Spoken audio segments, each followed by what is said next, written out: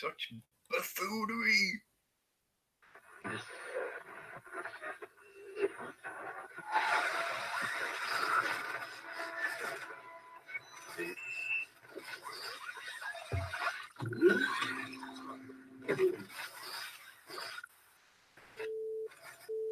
Welcome to your awakening.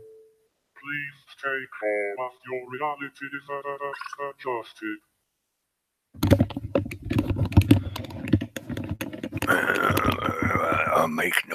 Make noise. Stop screen share. Yes, late again. Not coming out about 4 minutes this time. Well, it might have started slightly before that. Is it going? Yes, it looks like it is. It sounds like it is.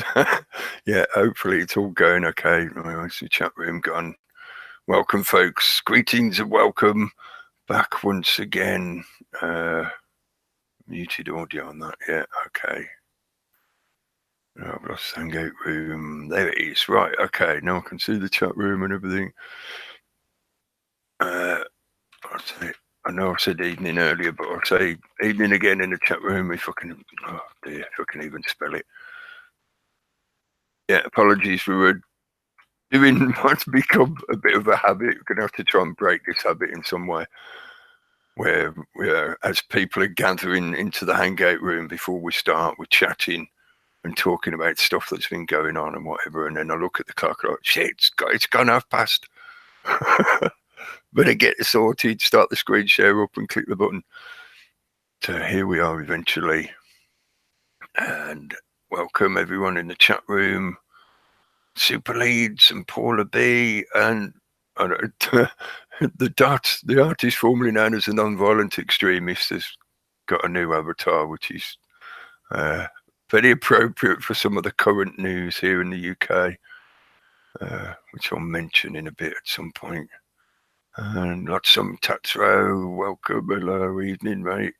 Blazing Stars, hello. And Dave Iron, hello. And Simon Boyle, hello. And Barry Tagoose, hello, right. I missed Steve's show on Saturday. I was away, went to visit a friend and have a chat with him before he moves to the next stage. He's leveling up. You could call it that. He's leveling up. All things going well. I'm just saying that just to be my usual, caveating self of, you never know what might happen in the future. But yeah, he's moving on up and getting himself set up in a situation which would be much more conducive for the kind of life and approach to living that we often talk about. All the usual good stuff kind of thing that we often talk about, being as independent as you can be from the system, but at the same time, not ignoring the people around you, the community around you, and even the society beyond just the community, the larger scale collection of people, rather than just the ones that you can within hearing range, the ones that you can hear swearing and farting. But yeah, spent Saturday having a chat with him and wishing him well on his way. So I missed Steve's show. So apologies if I missed the content. It could very well have been stuff that's relevant to things that are going on at the moment, or stuff that we've been talking about. I've been talking about. I will catch up eventually. I've caught up a little bit on some stuff from over the weekend because I was out on Sunday as well. Excuses. Yeah, similar excuses for the titles and subtitles. It's not so much about some of the events or occurrences from the last week. It is in a way. I say that it's sort of connected, loosely connected, honest. There's some tenuous links there somewhere. But I am referencing stuff that has been going on within the week, but also over the longer term. But I didn't pluck one of the recent events that have happened over the last week. There's a few to choose from that could have easily been utilized in some manner or pointed at in some way as a demonstration of some of the stuff that we're often talking about. But it didn't do that this week because I thought that there is quite a selection to choose from, and maybe we need to think more. And I'm saying we in that kind of collective sense. I'm dragging you all in. Maybe we should consider more the principles or methodologies behind some of this stuff, rather than just going each event. You go, oh, there's a new event. Let's talk about that event. And as a lot of this, certainly YouTube environment is, and quite a lot of the social media is hooked in now quite well to that left-right progression, using the polarizations to get people posting and interacting via those posts in that unbalanced fashion of one side versus another, and then that one has a go and then they have a reply, I'm going to go back at the others, and it just keeps going on and on. And also the way that is also emanated in the journalism, the mainstream media, news and opinion content, because a lot of it now is just opinion. News includes opinion as part of its normal remit of what it outputs now. I suppose you could say it's always done that to a certain degree, but it's become a standardized part of what a news company outputs. That as well has that constant ticking over of here's your next event to talk about, here's your next event to talk about, here's your next event to talk about. And each week there'll be something that is the main story. Sometimes that can be just the fact that the news companies decide to carry one story. Some things like flavor of the month and they all cover it. But a lot of the time, and I think this is certainly, so I was going to say it's truer now, but that's a bit of an oxymoron. If it's true ever, then it's always true. It's not truer now or truer before, but it's certainly more the case now that is part of their remit, to keep this stagnated flow going of, here you go, folks, here's your next latest talking point. In other words, don't give the general populace time to think or recover from what you've just been presenting to them with the last previous story or event. Don't give them time to reorganize, to collect their wits and reorganize. No, just keep throwing the next punch, the next punch, the next punch. So yeah, I was thinking about that over the weekend. And then when I got the chance to sit and catch up a bit with stuff that's been uploaded, I watched one of Jeff C's latest videos that he put up a couple of days ago. I think it must have been late Friday or Saturday morning, something like that. Talking, what did he title it? Something I need to tell everyone. Talking about that kind of situation as it stands at the moment with his channel and his content and output that he's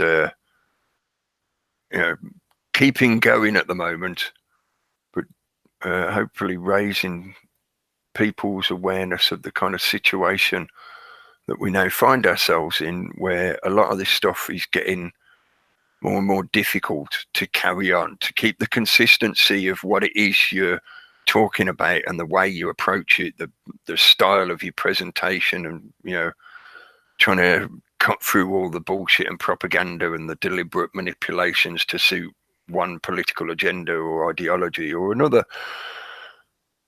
That kind of more authentic journalism. I make lots of statements and caveats and whatever about that, because that as well is part of the problem. People get more hung up into an absolutist tendency to force people to fit perfectly within certain clarifications, certain boundary lines of definition. If you say you're an investigative journalist, mate, then where's your credentials from whatever, the Newsweek press or Reuters or whatever, when have you published an article on one of the main pages so that I know you're genuine, you're genuinely a journalist? Some of that questioning is very valid, certainly when you direct it at the mainstream media. How many of them really are genuine, authentic, investigative journalists. In other words, they don't just repeat a handout that's been given to them by some authority group or figure. You know, they don't just look at the sheet and go, oh yeah, we need to include that in the story and that bit in the story. They actually fact check and research for themselves and do more than just that, you know, going out on the streets and whatever, looking for the information. Like investigative journalism used to be before it got so heavily politically controlled. But this avenue, doing this kind of stuff in this environment, has in a way, for a lot of people out there, it's both provided the opportunity and enabled the possibility that some people will actually do that kind of stuff. Some people will actually be investigative journalists. You know, they'll carry out that kind of process. And in saying all that, I'm not trying to suggest, imply, or label that any one particular person is or is not that label, investigative journalist, like it's some kind of title that is given to somebody that you must just put down all your skepticism with, and you just listen, you just take everything that they say to you as, you know, oh, it must be true because so and so said it. But if you project that kind of questioning or inquiring mind, inquiring thread of perception onto the mainstream media itself, I think you'll find, I'm highly confident that you'll find that the vast majority of what is called the mainstream media, the so-called journalists that are represented in that area, that business area, that part of the society's infrastructure, they're not investigative journalists, not in any way at all. A lot of them are opinion writers. They talk about opinions, not factual data. And then you get into the, you know, never-ending argument of, well, what do you mean by news, mate? What are you demanding of these companies? You know, they're just trying to provide for what the public wants. The public is more interested in celebrity gossip. Are they? Yeah. Or are they just told that they're interested in it? Are they just taught to be interested in celebrity gossip? And then it's a self-fulfilling prophecy, isn't it? Yeah. We got to print more fucking celebrity bullshit because that's what the public want to hear, because the public want to hear it because we've told them that they want to hear it, so then we've got to print it. And it just gets, that spiral gets tighter and tighter and tighter, and the stuff that gets presented as news becomes more and more ridiculous. So that you lose the definition of news, if there ever was one in the first place. So listening to Jeff talk about, you know, the general situation as it stands for him at the moment, and this applies to a lot of other people who do some similar things with their online presence, whether it be a YouTube channel or a Facebook page or however they do their thing, or, you know, multiple sites and services. This environment is changing, not will change in the future. Yeah. It is changing. It has been changing. A lot of those changes are already now fairly evidentially apparent. A lot of people have experienced how the change has affected this environment by having the channel shut down, or getting the comments blocked, or getting shadow banned, getting the strikes and stuff like that. You know, that's just talking from YouTube point of view. I know quite a few people that now get banned regularly on Facebook. It's not just happened once or even twice. It's like every time their ban ends, they post something else and then they get banned again. And on it goes. The fences are getting tighter and tighter. They're being deliberately drawn in tighter and tighter. And that, listening to Jeff talk about that kind of stuff, just confirmed for me the topic, the subject that I wanted to chat about in general tonight. That environment of shifting sands, and hopefully talk about the ways that we can still navigate through this environment until it's completely shut off. That's my attitude to it, is you make your way as you can. You keep sailing for as long as you can until they actually shut down your ability to go into this environment. When they actually close the gate in one way or another, either they block you individually so that you're permanently banned from these services, or they block people by demographics of what they talk about, keyword search references and stuff like that. So if you happen to talk about particular subjects, that'll all get shut down.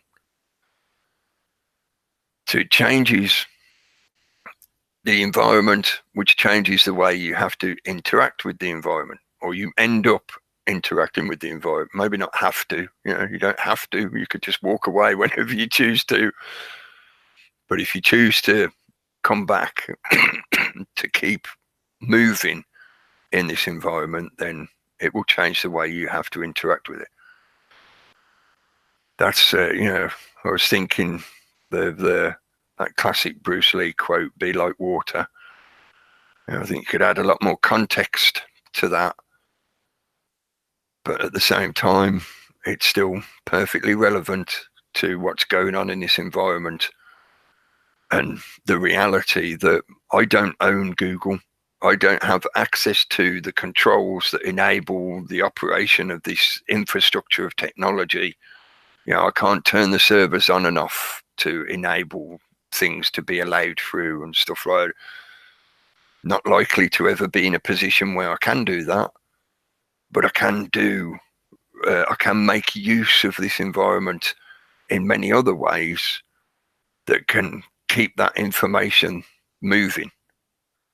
And to me, that's the core thing about this whole situation, and that's my approach to it anyway. Other people have their own, points of view and approaches, but to me, it's about adding to that momentum. The smallest grain of sand can start an avalanche, but an avalanche ends up being more than just that one grain of sand. And the avalanche only becomes the avalanche as it accumulates in scale. So if it's just one bit of grain rolling down the side of a cliff, it's not an avalanche, is it? It's a bit of dust falling down the side of a cliff. But as that snowball grows, as that bit of sand knocks another bit, and it builds up and it builds up, and it becomes what we define as an avalanche, a rock slide. Builds up material such that it gets big enough that we get out the way when you see it coming. That the principle of that effect means that it needs hundreds and thousands and millions of little grains of sand to make the avalanche. You want to see major changes happen in the world. You want to see a lot of the really big problems get dealt with. Really big problems need really big solutions. And I mean, it's big in the sense of scale, not necessarily that the solution has to be massively complex and involve loads of moving parts and shit. The actual solution might be really simple. Right? You've got too much plastic in the world. Well, let's all change to using hemp plastic. That's completely biodegradable. So therefore, we won't have this layer of plastic around the globe for the future generations to dig into. Simple solution, but it has to be done on a massive scale. Change the whole industry globally to switch from using petroleum oil-based plastics to hemp-based plastics. It can be done. It's not unfeasible. It's not unfeasible for the technology to be changed, to be re-geared, rejigged to use different product, different resource. But it's the sheer scale of it means it needs a massive scale effort to make it actually happen. So it's about scale. And on that massive scale perception, the smallest grain of sand adds to that scale. You got the classic image of the scales of justice.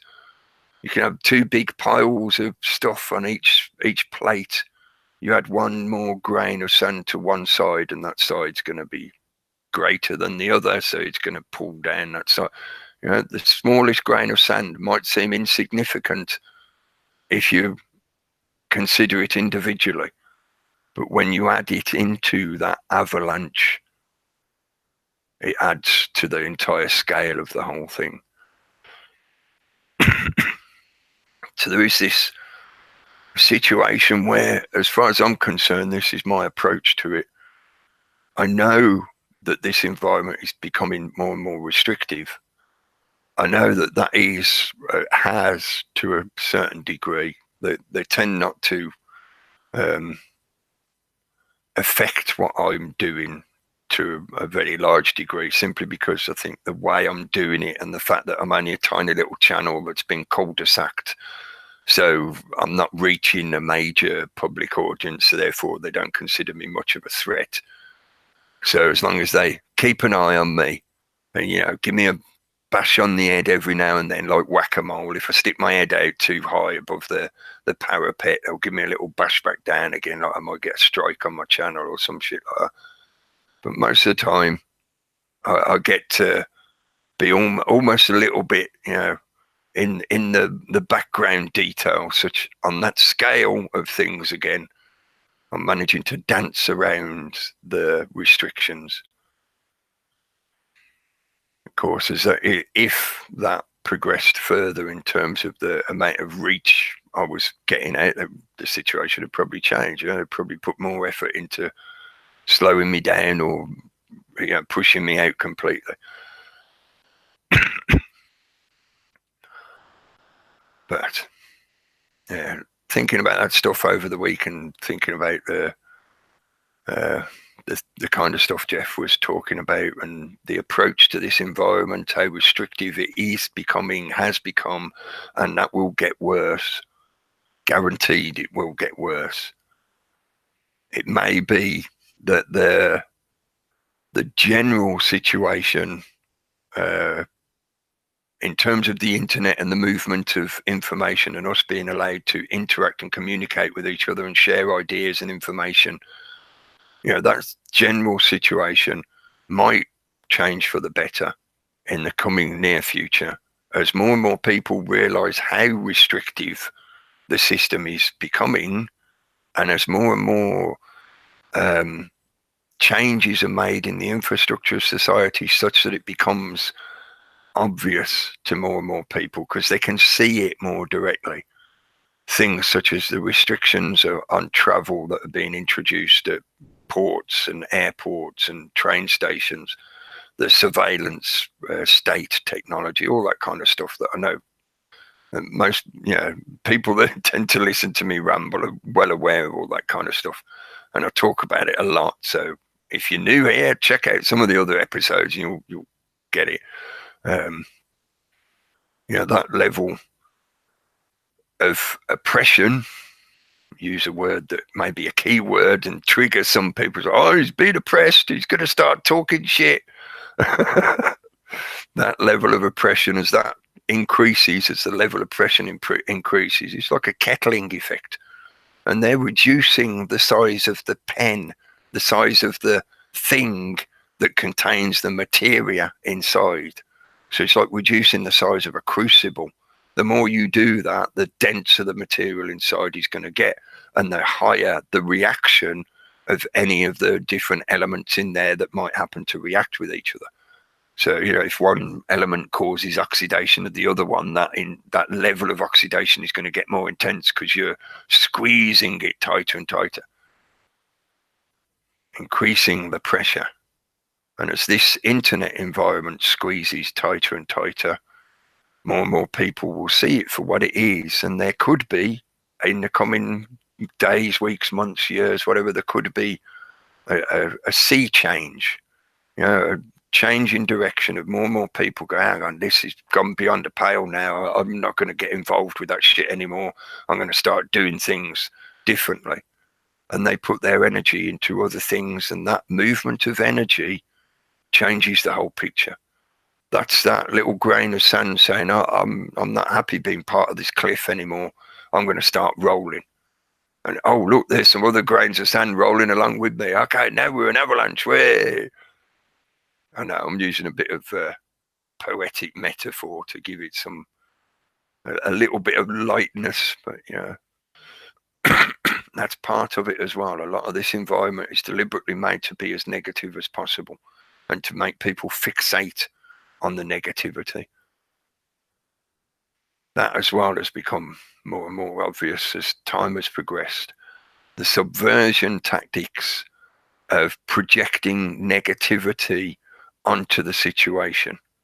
In other words, don't deal with the reality of how this environment is changing, has changed, and will change. No, just fixate on the fact of the negative effects of those changes.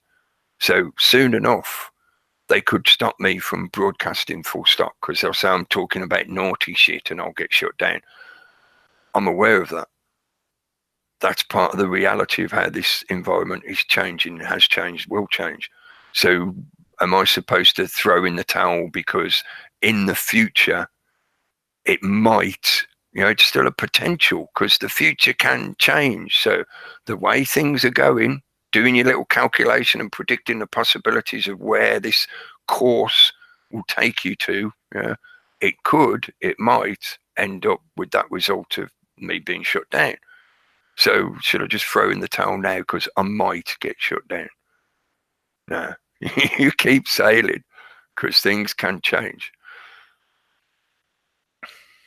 Saying that, you do fine tune your course. You correct your course as you make your progression and you get to view the environment that you're in now in this moment.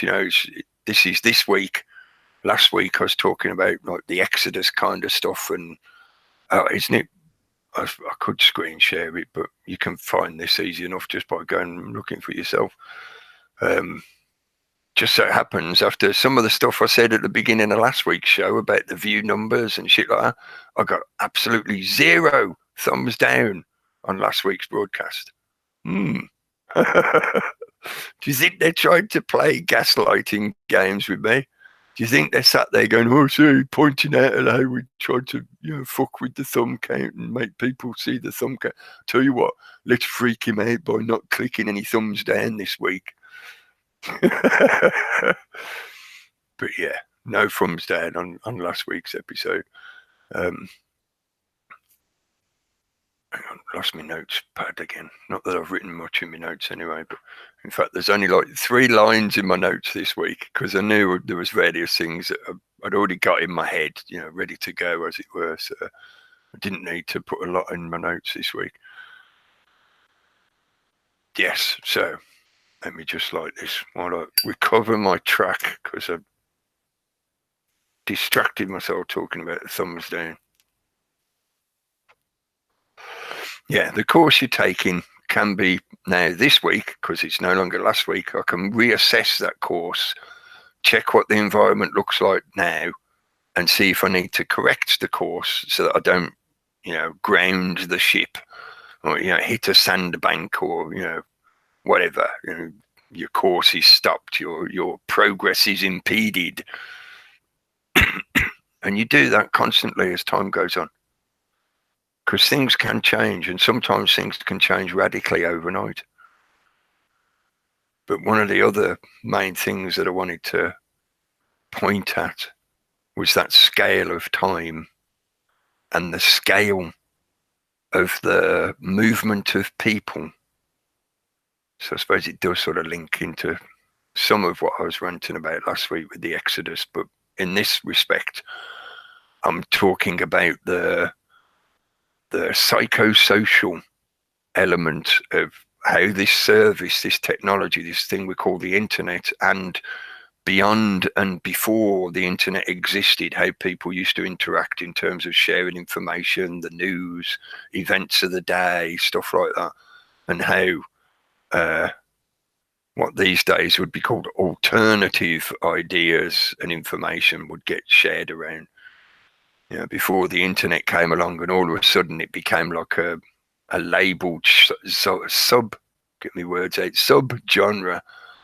So you like your alternative information. What's that mean, right? Information is information.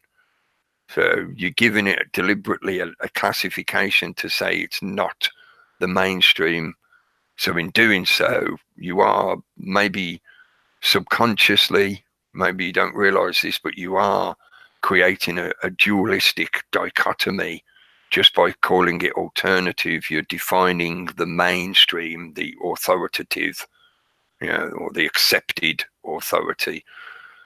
Doing that kind of thing, it's demonstrates how this environment has been deliberately set up, enabled, and promoted to the public as being that area of your life that you do all this kind of stuff in. They put it in front of people saying, you want to get involved in the sharing of information and different kind of ideas and talking about what's going on in the world and the big questions, or well, you do it here. And if you're interested in that kind of stuff, then you go the direction that we label alternative. So it's like pre-described spaces and environments for them to shunt you into. So they've got a nice little paddock. They know where to find you. You're contained. They can sit feeling safe and comfortable and secure about the crazy mass of people out in the world, the useless eaters.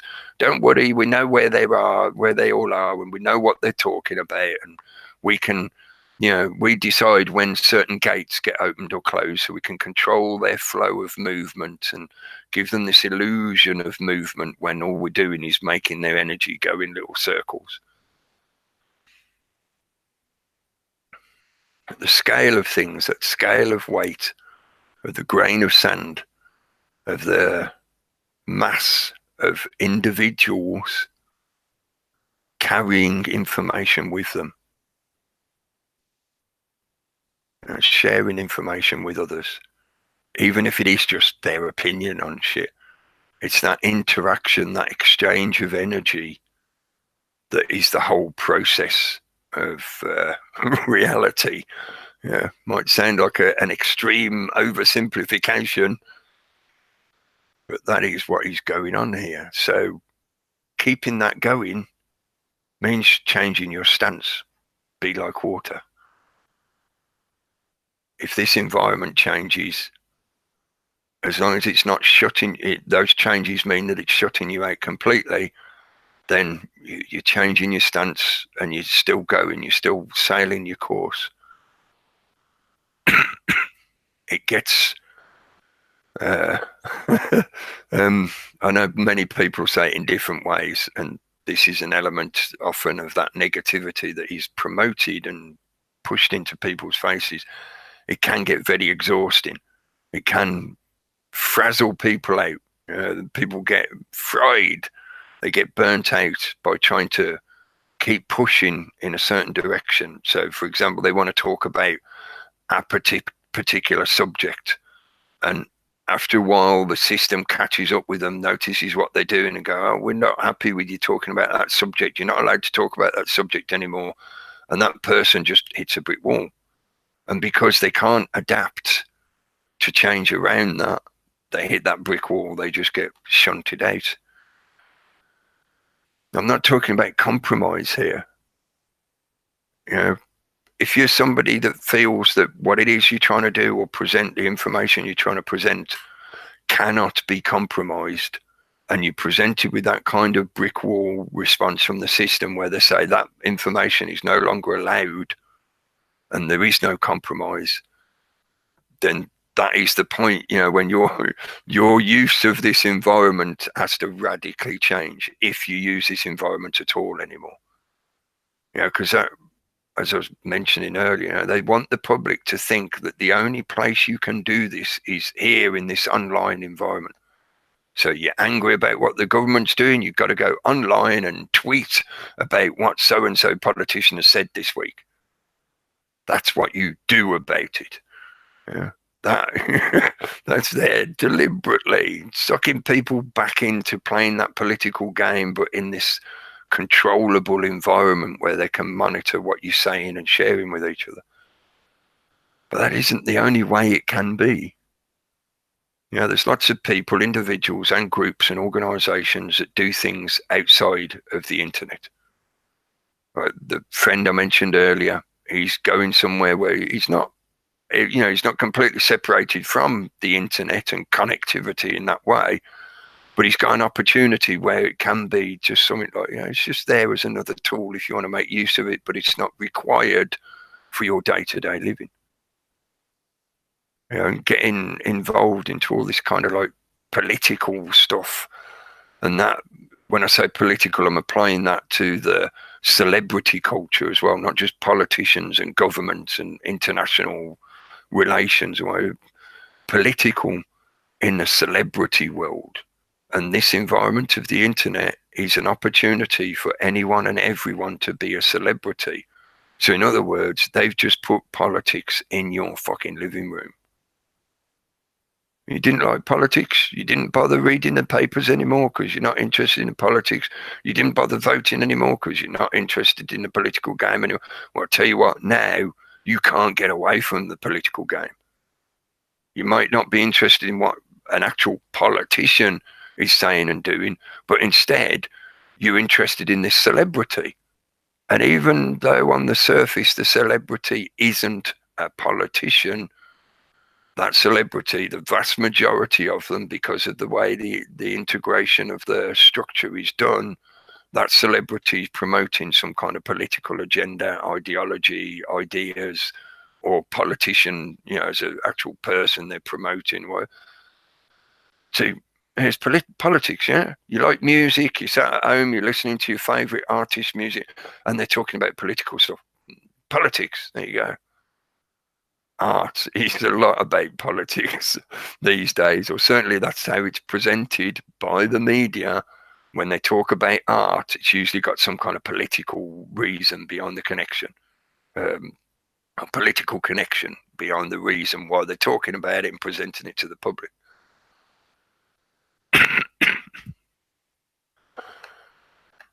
So yes, this environment is and will continue to change.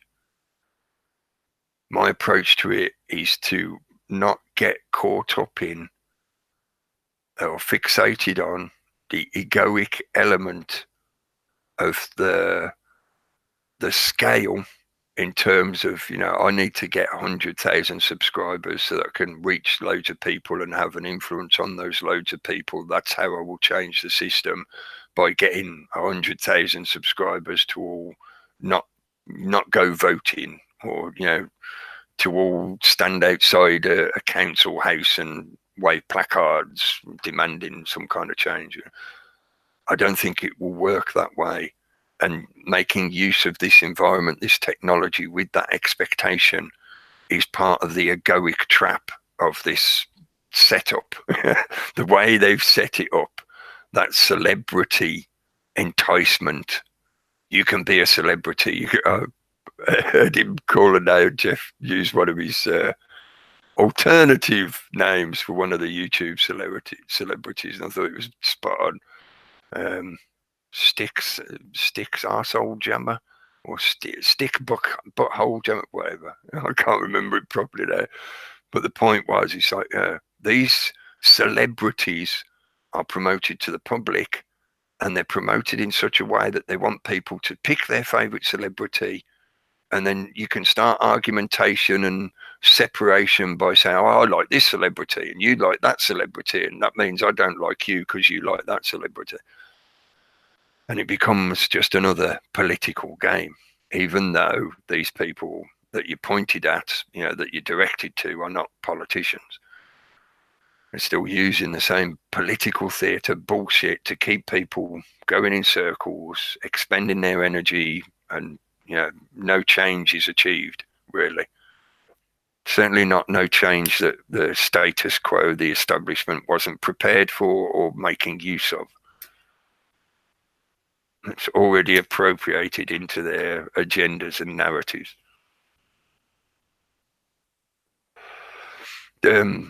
I suppose now would be a good time to try and explain the static flux. The title Shifting Sands was me making reference to how, this environment is like a shifting sands. You can't build any lasting foundations here, because the system, whether it be YouTube, Google, or some other part of the whole infrastructure, can pull the rug from under you in one way or another at any moment. So having an expectation that you can build some kind of solid foundation in this environment, unless it's built to their building demands.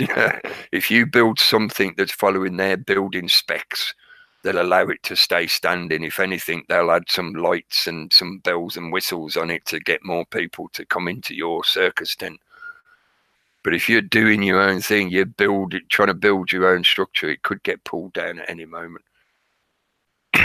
But at the same time, I'm doing my usual thing of using a little bit of wordplay by splitting the word shifting, leaving the G out, because often in colloquial English, you say shifting, you don't really pronounce the G. Most people don't pronounce the G. So it's often spelt without the G, shifting. Yeah, but my intention of splitting the word in that way is to shift in sands. I've mentioned the little grain of sand thing multiple times this evening. Sand shifts. That doesn't stop it from being sand. Similar to water, sand will adapt its shape to fit into a container. In the same way as with water, you can pour sand into a teapot and it will fill the shape of the teapot. Because of its granular nature, small, tiny little grains. Yeah, the smaller you reduce something, because really that's all water is. It's small molecules that have this ability to connect with each other, so they form this amorphous blob that we refer to as water. And that amorphous blob will change its shape to whatever the shape of the container it's in, or the environment that it's in. So I'm trying to present the concept that, yeah, the environment is shifting sands, but you as well can shift your position. You can shift your shape within those sands. So you can still remain in the environment. You just have to change your position, change your stance, adjust your footing, lower your center of balance a bit. The subtitle, I was trying to think of what I know I'm doing similar to what somebody pointed out the other week. I'm using elements that come primarily from Gnosticism, but also some of the Hermetic traditions. And I'm not trying to, keep things fixated within that perception. I don't, hopefully people have got that with me now, maybe over time anyway, if you've listened to me for long enough. Just because I use elements from certain traditions or ideologies or what, doesn't mean I adhere to the whole thing, or I say you all have to now be this. Caveating myself. I'm talking about things that to a large degree reference from Gnosticism and Hermeticism. You take two paradoxically opposed things or concepts, and you can see how they create a balance within themselves. One wouldn't exist without the other. You can't have good without evil. You can't have happiness without sadness. Paradoxically, they create this need, the dualistic need that the other has to exist for the first to be there. But that trying to express the perception of a longer term, larger scale thinking or perception process. I mentioned right near the start, the way the media is done in such a way, including in this so-called alternative media environment, where there's something new for you to get agitated about or talk about every day or every week. There's some new major thing that is the event that you all have to talk about. That keeps people in a eyes down kind of thinking sense. They're not looking up to the horizon. They're concentrating on just that footstep in front of them. This has become more apparent to me in recent times because of my health problems. Often when I'm trying to push myself to get a bit further, and I'm getting severely out of breath because I'm trying to keep going, get a bit further, and you end up, whenever you're physically under stress like that, a common reaction is that you look down. You concentrate on the footfall in front of you. I remember when I was doing training many years ago, when I used to be somewhat fit, and I used to go out running and stuff like that, and just try to do. I didn't set a prescribed distance on it. I didn't say like, "Oh, I'm going to do a 5 mile run tonight." I'd just go out and run, and for me, it was partly just being outside and looking around, being in the not so much in nature because I was in the city, but it was just being out and about. Run from one district to another, as it were. Run from one neighborhood to another. That was my fitness jogging shit. But when I was doing that, when you start to hit the strain, when you start to hit the barrier, you start getting the stitch and all that lot, and you keep going to get through that. And often what you'll do is you'll look down at your feet and you concentrate on the next step, the next step, the next step. Just keep that next step going. And before you know it, you'll be at the end of the street. Before you know it, you'll be at the top of that hill. Yeah. That is a lot of how exercise and fitness works. You have to get in the zone and you focus on just keep it going, keep it going, keep it going. And that builds up stamina, builds up strength, builds up your fitness. But they want people to be in that stumbling mindset because you're not actually growing any fitness. You're just becoming more and more saturated in the psychosocial sense of the way the media is applied to people. You're not getting fitter, you're not getting stronger. You're becoming more numb to the atrocities, more numbed to the horrors of what is going on. I was ranting about the other week how the murder of Khashoggi has in effect been done on a stage in front of public audience, and people are all like, so the Saudis killed some guy, so what? Numbed to the atrocities, and at the same time you're just stumbling from one event to the next. What's the latest gossip about such and such thing that's happened? What's the latest Trump tweet fart? What has he farted out this week? And I was trying to come up with a way of saying, like, think a bit longer term. Try and get out of that egoic trap of demanding that you see the big major changes happen tomorrow. They've got to happen so that I can see them and so that I can put my foot on its chest and go, see, I've won. That kind of dragon slayer gloating. Do you want the dragon dealt with, or do you just want the admiration of people saying, "Oh, he's the guy that slayed the dragon"?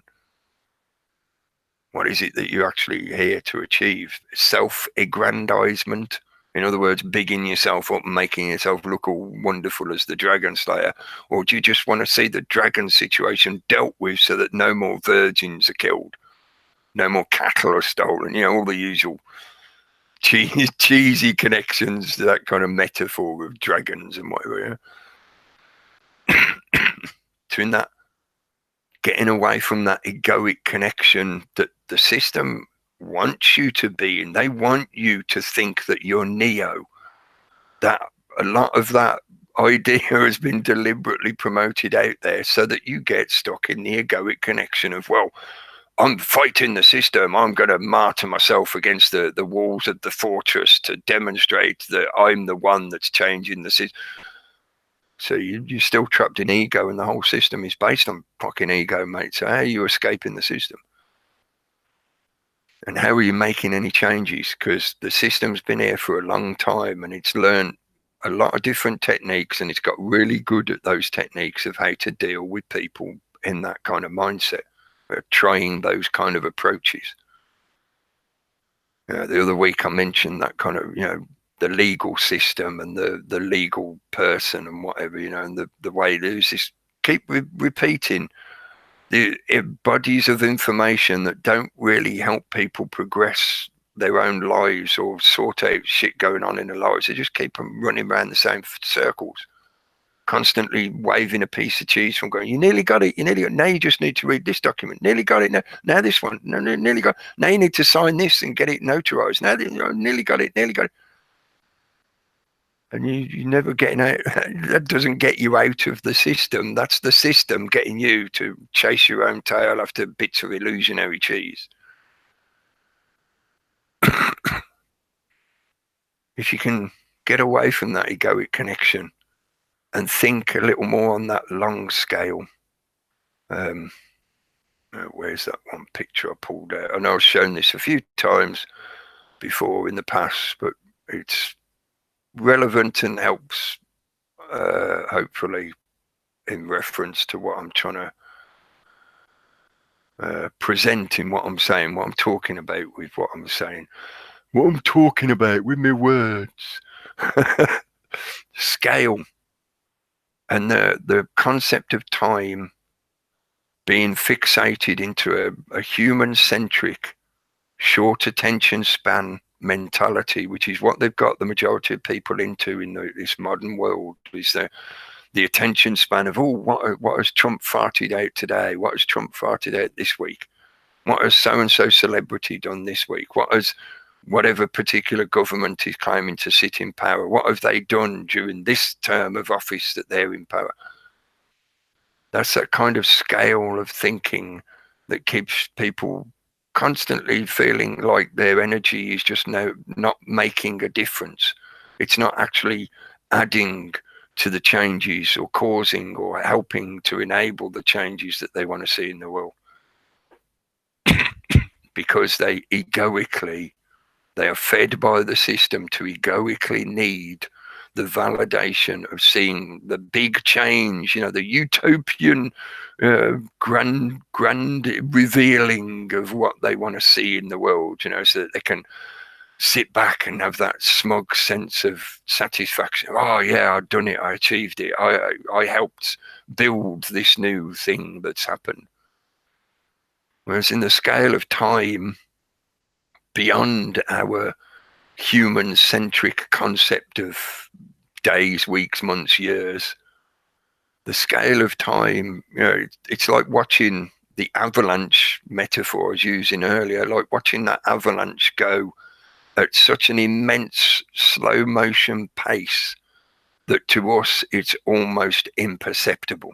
In fact, we can only see that it's moving if we use really, really high speed cameras and do some like time-lapse footage where you can see like, oh yeah, it is actually moved. Look, there's a bit moved a fraction of a millimeter. It took however many days to move a fraction of a millimeter, but it did actually move. A lot of the things that happen in this environment, I see them from that kind of perspective. There might be tiny, tiny little drops in an immense ocean, but each tiny little drop helps towards the changing the motion in that ocean. The wave pattern formation on the surface of that ocean, the tides and eddies and currents that move under the surface of the ocean, and the deep movements of water within that, they're all altered by every single drop that's added to the ocean. The scale of what's going on here is often lost on most people. Most of the public certainly don't think in these kind of scales. Ask somebody to imagine in their mind's eye 1 million people all stood in one place. It's not easy to do. I don't mean literally stood all on the same patch of ground. Think of a field big enough to contain that many people and have them all stood in the same area. So like a crowd of 1 million people. When you go to a big major event or a concert or something like that where there's big crowds, so there's 40,000 people there, 50,000 people there, that's a tiny fraction of 1 million people. And yet you look at all those people stood in that concert hall or whatever it is, and you're like, wow, there's so many people here. And when we're talking about the scale of this new globalized, technologically enabled infrastructure, the shape of the world that they're trying to build, this brave new world society that they're trying to enable, the scale is millions and millions and millions.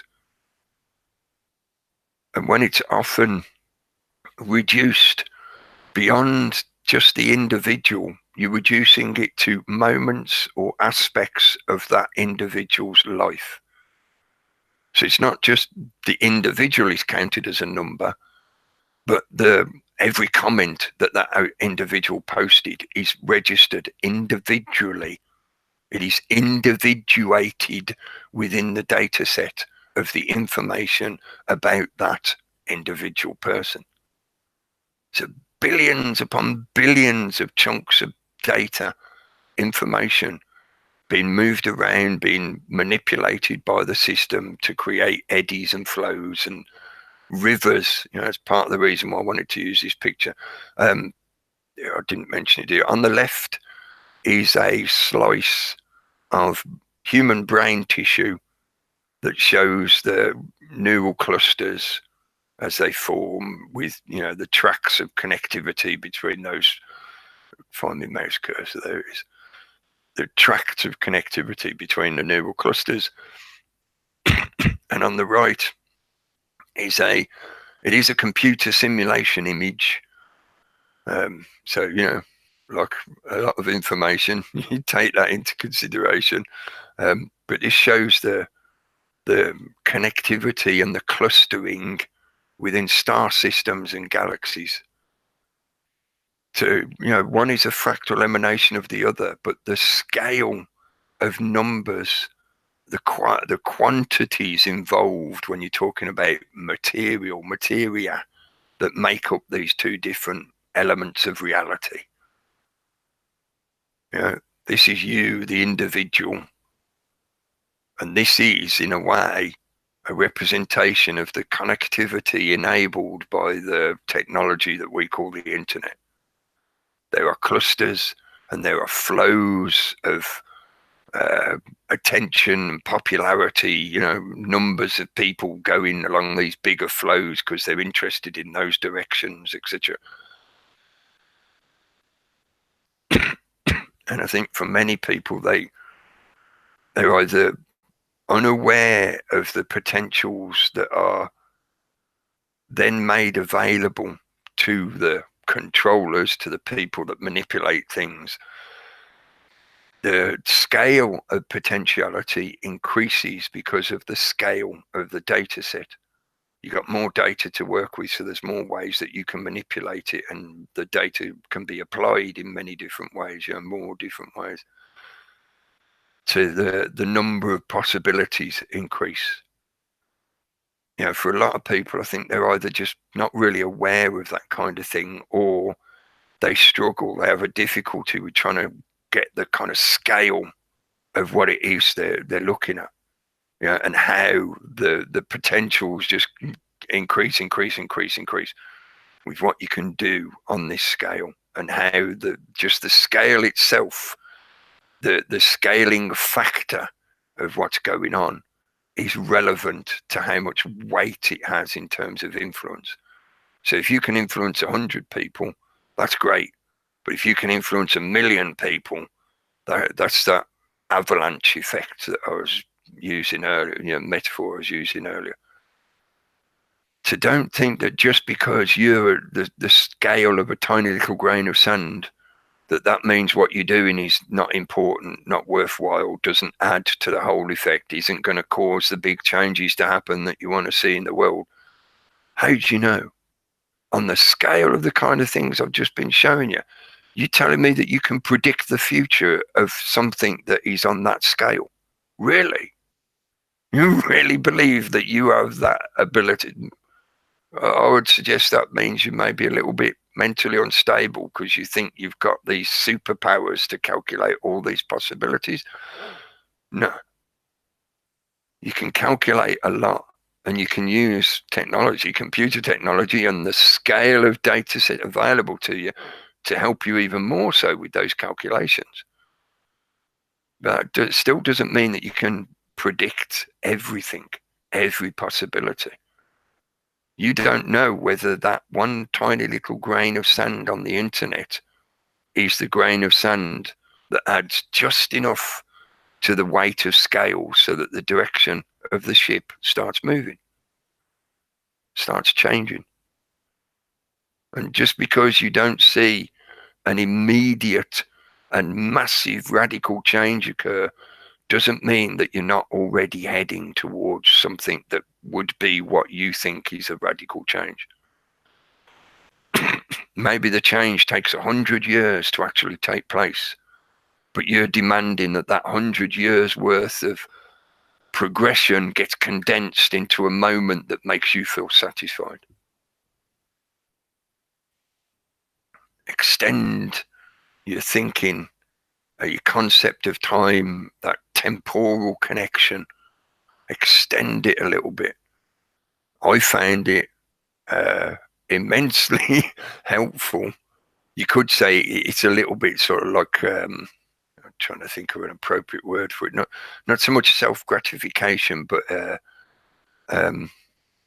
easing your own worries, or making yourself feel better about constantly sort of hitting that barrier of how this system just seems to constantly suppress you. You know, it's like this immensely powerful storm, and you're trying to shout a message into the storm, and occasionally one of the words gets out just a little bit, so it makes you feel a bit better about yourself. You thought, oh yeah, I'm actually getting something to happen here. I can make this word just about hearable.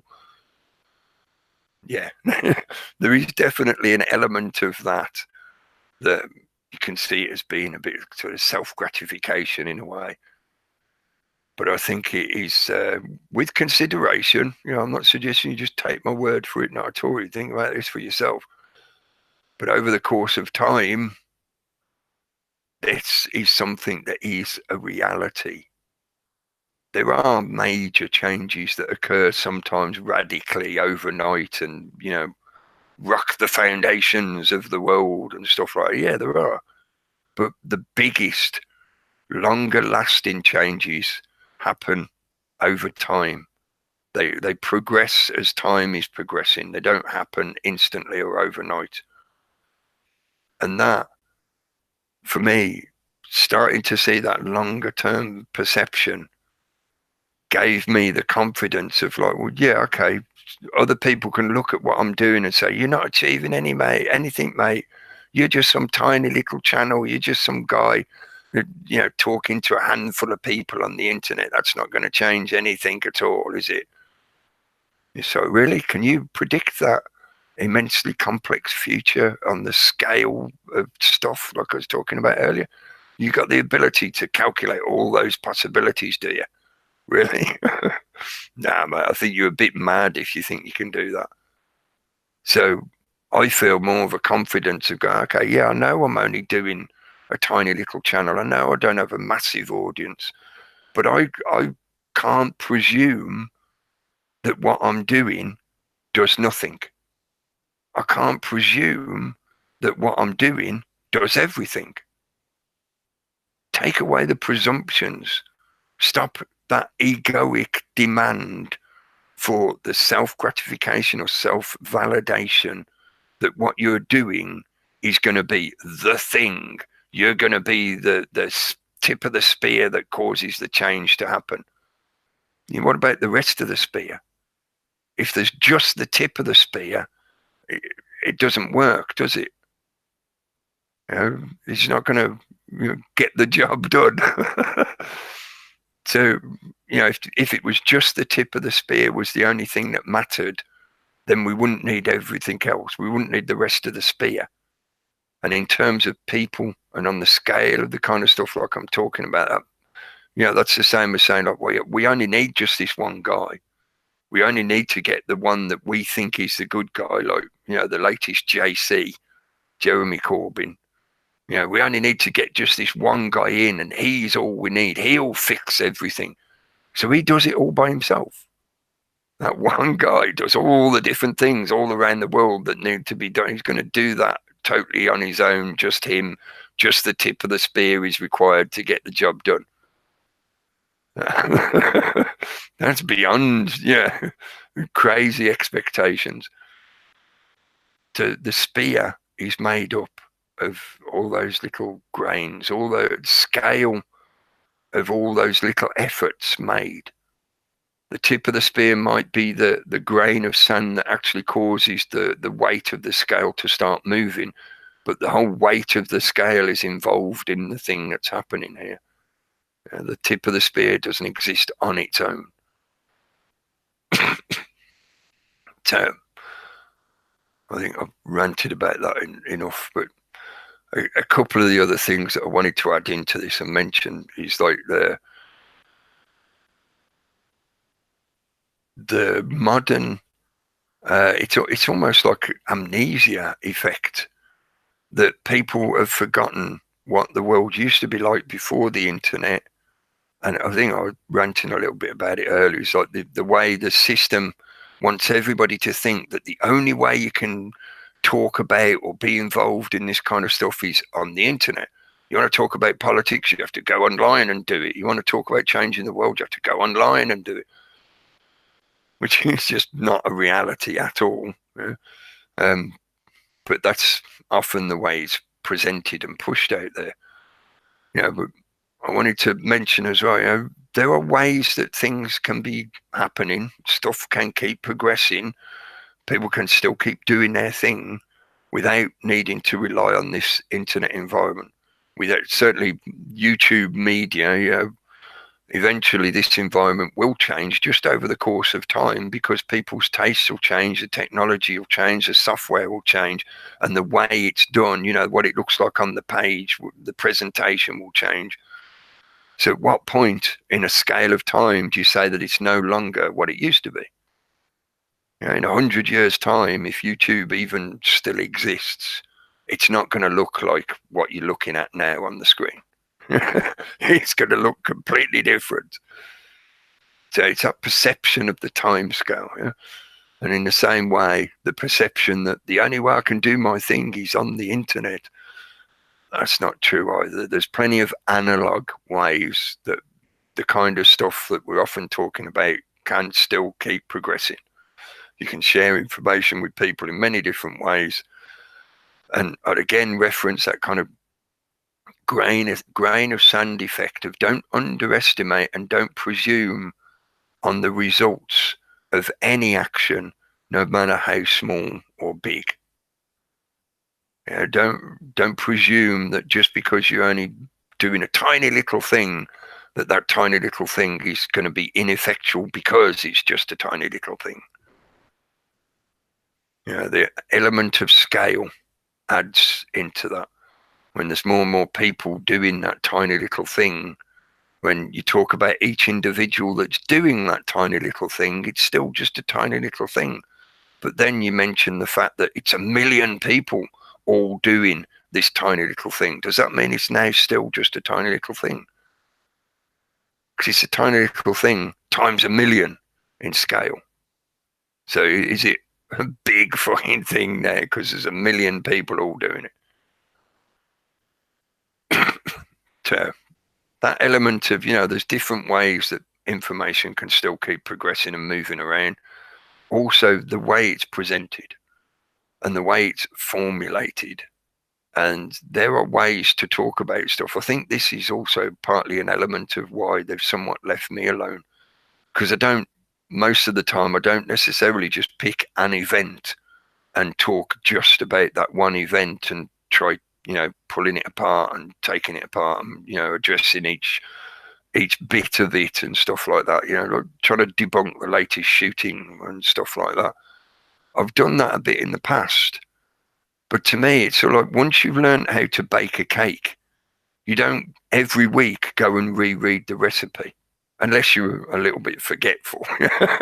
But eventually, once you've done it a certain number of times, even if you're a little bit forgetful, you're not going to keep reading the recipe every single time, all the way through, dot for dot, word for word. Eventually, you start to remember, you start to know, and then it's just like, oh yeah, I need this, and need this, and need that. The first it's this bit, then it's that bit, then it's that bit. Boom, there you go, you got cake. In the same manner, to me, there's a lot about this environment where there is a setup to fail bait going on, where the system actively wants people to get hooked in, and you go, oh, this latest event has happened, shooting or whatever, everybody talking about the shooting. And then the system comes along with its whack-a-mole hammer and goes, oh, keyword phrase, bonk, keyword phrase, bonk, keyword phrase, bonk. It makes their job easier to write the algorithm to say, search for that keyword phrase. Whenever you encounter that keyword phrase, block that content. It makes their job easier that everyone uses the same formatted responses which have been given to you or encouraged into you by the system. So hashtag this, hashtag that. And system comes along and wants to search for a certain term, and it goes, search for hashtag this. And oh, look, there's all the people that are referencing that are fitting themselves into the pre-described model so that we know exactly where to find them. We know what paddock they're in. So we can just go to that paddock and go whack, whack, whack, whack, whack. So I've approached doing this with more of a view to, rather than just picking on the individuation of an event, instead reference the methodology that is constantly repeated at these events, the script, the narrative that is presented within the media in the same way after or during such an event. Eventually, I think people then start to get the point. It's like once you've described the cake recipe to them and you've shown them a few times the evidence of how if you carry out that recipe, you end up with cake, then eventually you won't need to explain to those people why the cake is there and how it came to be. Because they'll realize, oh yeah, you've explained the methodology of how you get to that. So I see cake, therefore I know you've done that process. Unless you've cheated and gone to the shops and bought the cake. That's them outsourcing to third parties to carry out their false flag agendas. But just as a reference to that, and that's just one particular aspect of what is going on in the world and in this environment and stuff. The shooting events or other tragedies, catastrophes that get promoted within the media. There's a lot as well that's in terms of the how do you deal with this situation, as in the difficulty of putting the information out there and having the audience get to be able to see it. I think a lot of it is fueled as well from the audience's programmed expectation of they want somebody that they consider to be an authority figure for one reason or another to tell them what just happened. So in the same way as somebody would go to an authority figure from the system and say, please explain to me how that particular political party got into power after we all voted for, during the election, and asking for the authority to give them, spoon feed them, the explanation of the process of the electoral system and how a party gets into power. In the same way, people carry that baggage of the system's programming into this environment. So they come looking for, oh, I need to know what happened at this latest shooting. I know, I'll go to so-and-so's channel and he will tell me all about what happened and he will explain it to me and he'll show me all the different things and he'll let me know what I have to think about how this thing happened. And that's a generalization of the environment, and a lot of the people, a lot of the channels that push stuff out in that fashion. Please don't confuse that I'm applying that to everyone. Some people are really good at breaking down events, and they're not necessarily spoon feeding people. If anything, they're actively encouraging people to think and research and look into stuff for themselves. Hopefully that is a lot of what we do in this sort of neck of the woods, as it were, rather than just sitting there and dictating to people like this happened and then this happened and then it's because of this. Nah, you don't need to ask any questions, just accept. And that's what I mean about carrying the baggage from the system of looking for an authority figure, a leader that is going to give you the thing that you have to think about this situation. Change what it is that you're presenting and the way you're presenting it, such that you're still talking about those shooting events, but rather than talking about the individual event and the detail that goes along with it, which is often where the system entraps people, It's like, oh, you mentioned such and such an event, therefore you're banned because you're not allowed to mention that event, that one event in particular. The name is recognized straight away by the algorithm and you get shut down. So instead of naming the event and talking about the details that would identify it as that particular event, you talk about the methodology that is used to enable events like that to happen. What are the benefits? What's the cui bono of a situation like that? You talk about it from that approach rather than just individual events and details. I think that, to me as well, in the long run of how this environment helps people to progress away from all this bullshit.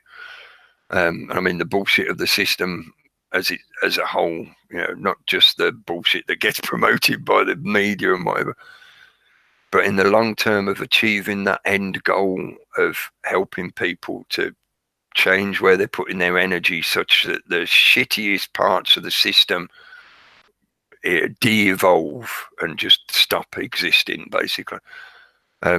It's more, it benefits more to help people learn to do this for themselves. So again, using that baking a cake metaphor, you want everybody to know the recipe for themselves so that then you don't have to tell them again, or you need this, you need flour, egg, blah, blah. You just say, bake me a cake, or to explain to me how this cake was baked. Put the label of the event and the date and whatever on that cake, and explain to me how this cake was baked. And if everybody gets how the recipe equals the cake, they'll be able to say to you, like, oh yeah, these influence groups were carrying out this false flag because they'd done this and they did that, and then the false flag happened and it's been presented to the public in this fashion. Hopefully that makes sense. Hopefully you get a cake at the end of it. At the end of that long-winded ramble, that equals a cake. But yeah, right back to, I mentioned the subtitle static flux, using that kind of hermetic perception or principles of hermeticism, of the juxtaposing, the dichotomy. Static often implies, there's multiple definitions to the word. Static often implies motionless, unmoving, and flux is moving, in motion. Something is in flux, so static flux. And I was also trying to imply as well, static often uses referencing electricity, static electricity, static, like I said, multiple definitions. It's not just a one word, it's multiple different words for different reasons, but static flux, electrical variation.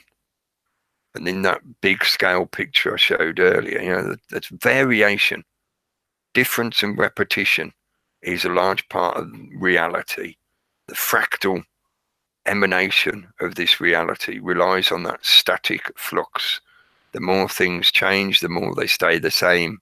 Change is inevitable. Change is the only constant. They're paradoxical, but they are applicable to the observable reality and the flows of time within this reality that we experience. People who claim that they can predict the future in such a way are, more than likely crazy. I often talk about a lot of the stuff that is coming or could be coming in the future, dependent on what's going on in the world at the moment. But I'm not trying to claim that I can predict the entirety of the future. I know I do. I'll caveat myself by saying something like, look, I'm talking about possibilities and potentialities.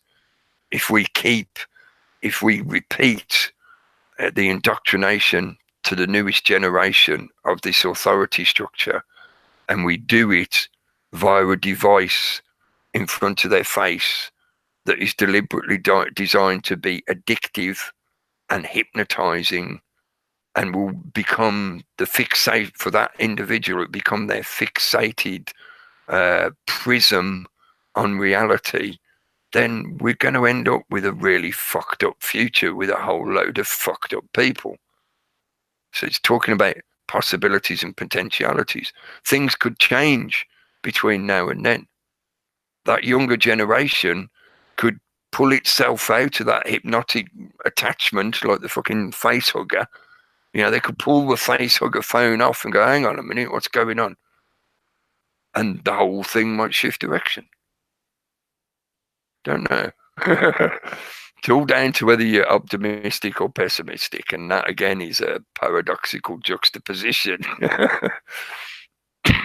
So yeah, anyway, hopefully I'll explain that static flux, the subtitle and the title, and I've rambled for a fair bit. There's only one other thing I wanted to mention, because I thought this was fucking hilarious, and it just adds to the pile of hilarity as things have been going on. But I noticed a news story doing the rounds the other day of some guy who's, was it 69? I think, is he 69 or is he 79? I can't remember now. Some guy is in his old age, but he insists that he identifies as somebody who is 20 years younger. the kind of identify as attack helicopter thing has now progressed to the age barrier.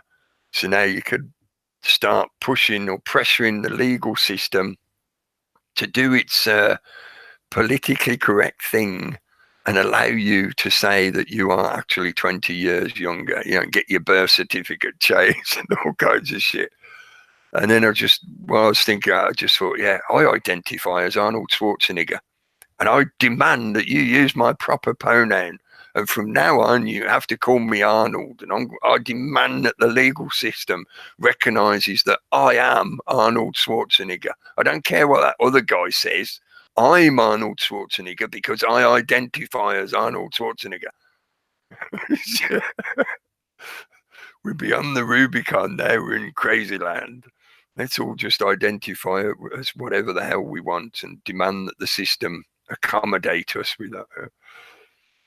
Sorry, bit of hilarity maybe. I know it's got potentially crazy consequences down the road, but at the moment it is just funny that this old guy was trying to insist that he be recognized as being 20 years younger than he was, more just so he could get more girls or something. Yeah, it's just don't know. I am only 20. I don't care if I've got a walking stick. I look like a wrinkled version of Winston Churchill. No, I'm only 20. You gotta use my correct pronoun and call me young lad. Oh dear. Sorry guys, I'm done with me ranting. If you want to jump in, I just had to throw that in at the end because I thought it was funny. That ties straight into the adolescence, infantilizing people. Mm-hmm. Yeah, yes, even it's a game even the old can play. Yeah, but as long as you appeal to an outside authority to let you do it. Yeah, mm-hmm. That is definitely the core of what's going on with that whole thing, isn't it? It's the externalizing to some authority to enforce whatever it is that you're thinking in your head. Yeah, so I know, there's a much bigger game to that the system wants people doing this kind of shit. They want people to fall into that kind of madness of thinking that they're, an attack helicopter. Yeah, and then giving the system itself or the authority to enforce that on others. Yeah. So yeah, I identify as Arnold Schwarzenegger, and I demand that the system enforce that. When I go out walking down the road, I want people to say, "Hello, Arnold." Yeah. And if they don't, I'll get the police on them. It's just taking things to extremes again, isn't it? Where I would say turn it into crazy land. I did see that pop up on the feed the other day. That I didn't click on it, but I see these weird stories and all this other stuff going on in Scotland with LBGT stuff being now sort of introduced into their curriculum, into their education stuff. I read something about that as well. So that's been, everything's been sort of confused. Kids are being confused. Everybody's being confused. And that shift, like I say, that constant change. I mean, the online stuff, like you say, is constantly changing. Never expect it to stay the way it is. And I agree with you on all of that.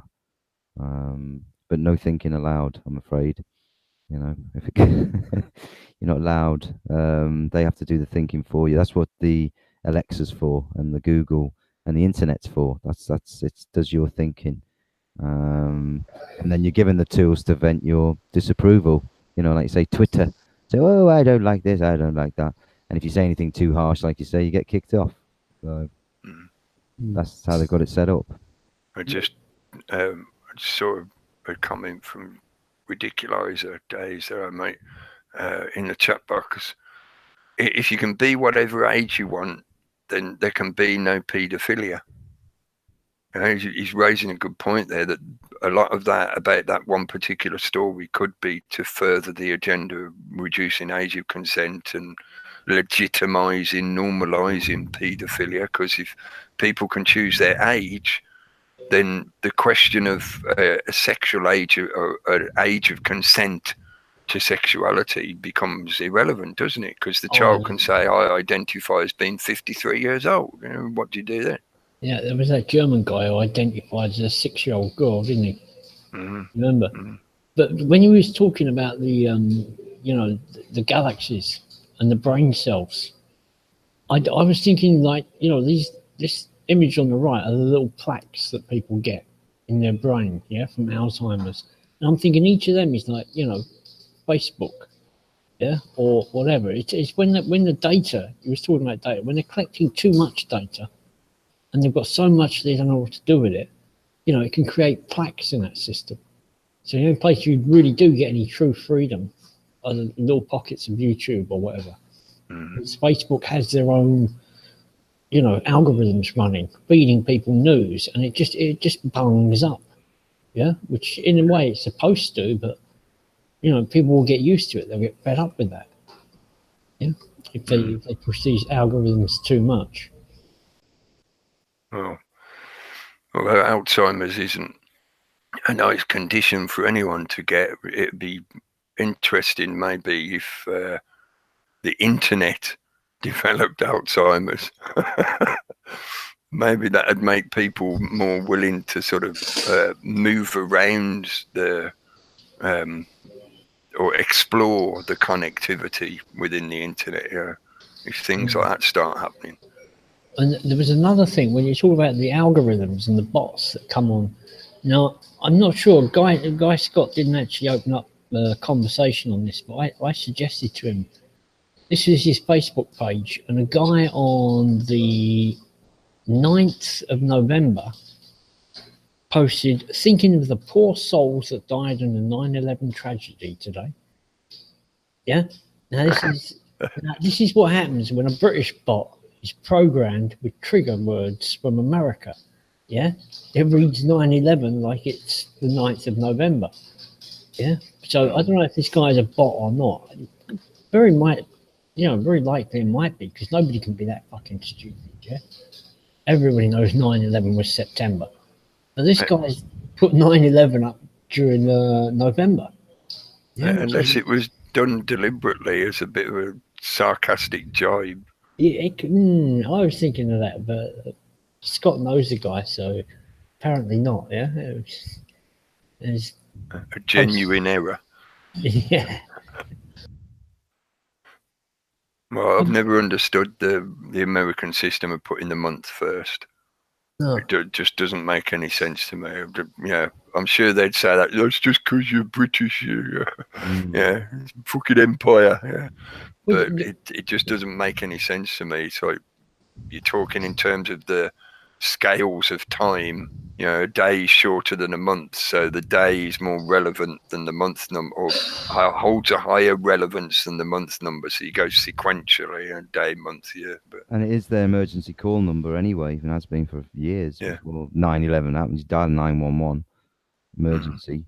So 9/11 was always there in the consciousness of the public, what it meant. So when that day, sorry. So I know many other people have said this in the past, but I do think that is major reason why they did it on that day, Mm. because it would burn into the Americans' psyche more, because everybody was used to that number referencing emergencies. Yeah. So now, whenever they think 9/11, they've got problems and they need to phone the police. 9/11, straight away they get the image of the two towers in their head. Yeah. So combining the two made it stick in the brain even more so. And you remember that blog I put up that said that Sirius was rising when you look from the Washington fountain, and it was rising just over one tower as it fell, and then it carried on rising, and then the other one fell just as Sirius was above them. Yeah, but that happens every day. But it happened at 10 o'clock in the morning, which happened to be a nice time to carry out the event. So, yeah, I would agree. Yeah, it would have been interesting if it happened at 3 in the morning, and then you discovered that was when Sirius was rising. Yeah. But I mean, they were planning it from when they built the damn thing. Yeah. Mm-hmm. I definitely agree that stopping going in on the false flags is a good idea, because I noticed with this recent one, somebody, what they're doing now, they're targeting people. If you're a conspiracy theorist and they see you on Twitter or Facebook and you've got a profile where you're in some position of authority, like this one woman, she says, "Oh, another false flag in California." And people have gone after her and they found out she's a school teacher. And they're saying, "We're going to report her to the head of the school." Yeah, so this is what they're doing. They're targeting people. Now, I put a little comment underneath. And straight away this woman come back to me. "Oh, my friends were there and my sister. And they were at Las Vegas as well." Because a lot of victims from this latest one were at Las Vegas as well. Which all I wrote was, well, that's about a 10 million to 1 coincidence. I'll see if any more coincidences come along before I pass judgment. And then jumping straight on me. "Oh, it's offensive that you should even think this." And I'm thinking, well, that's a good reason not to comment on these things at all, because they've already paid people to sit there waiting for the conspiracy comments to come up. So don't give it to them. Don't feed them, Yeah. And go about it in a more tactful way, like you were saying, Cookie, and that sort of 100 monkey effect sort of thing as well, where you are making a difference, whatever you think. Whatever you're doing, like you say, no one can calculate yay or nay, but it's like you are making changes as you move forward in yourself, and especially if you are listening to this type of stuff, you're on your journey. I think if you're sort of hooked into this and you're thinking, this is interesting, well, you're beginning to think then, aren't you? You're beginning to think for yourself, and you're not getting sucked into the nonsense, or you're being in it and see it for what it is, and you just think, oh my God, got to get out of this. This is just fucking mental. And you just look for something a little bit more grounded and balanced, and people who can think a bit more. So yeah, and that's what I think. Well, that's what I try and do anyway. With the sort of reality chat stuff, and just get people to see it as we're all living on this planet, we're all getting on with it, we're all real people, and we forget this, and we're all wrapped up in all the other crap, and our heads are twisted up every day by bullshit and nonsense and distraction. And you just have to people remind themselves, and they get drawn to things because their inner soul's searching for something more than that. It's not enough. Reality, internet isn't enough. People, like you say, there could be that youth change in the future coming up where they just had enough of the crap. They enjoy getting together in groups, or they enjoy the not living in an analog life, not in a life where everything is done for you, and your kettle boils and your bath is filled up, or your home is completely connected up in this kind of dystopian way, where the system just knows everything that you're doing, which I find some people are just not seeing that properly. Interesting, they're pushing their movies out there, like I mentioned before. We came on live tonight. That one they've got on YouTube, is it Anon or whatever? Pushing that sort of thing out there, and interesting because it all sort of ties into what's exactly going on right now, and people are being told about it.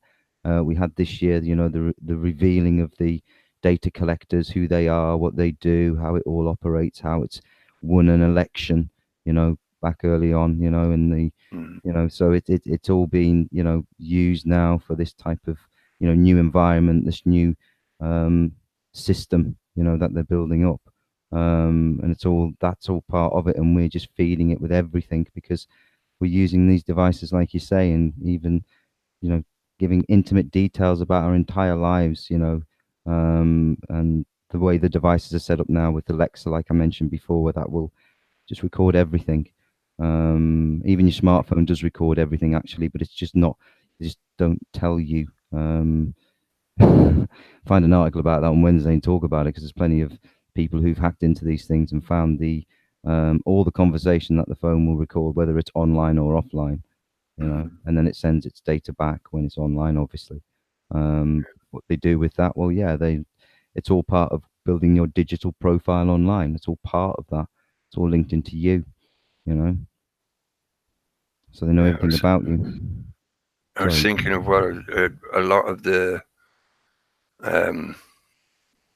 energy of people has been directed into pre-described gateways. I can't think of how else to describe it or word to describe it, but what I'm thinking of is things like that classic image of the prepper. So it's like, oh, you've got these woodies or these questions about what's going on in the world and, shit that might be happening.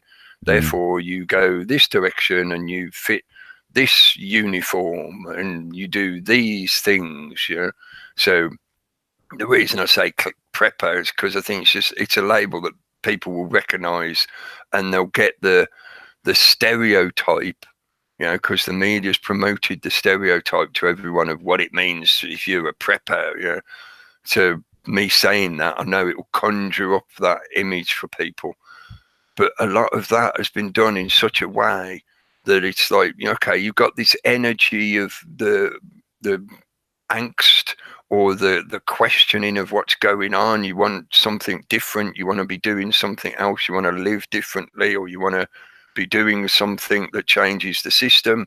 Oh, well, you put this mask on and you say you're anonymous, reference in the film you mentioned, or with the kind of prepper things like, oh, you think the world's shit, you think the governments are terrible, then you go buy a bit of land up on a mountain somewhere and you build a bunker and you buy 1 million tins of spam and you hide in your bunker.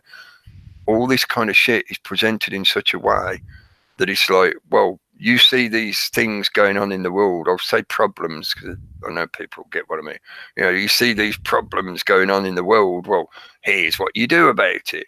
And they present these pre-described ways that you're supposed to deal with it. And I mentioned ages ago, I can't remember what particular episode it was I was ranting on, but things like the escape to the country element.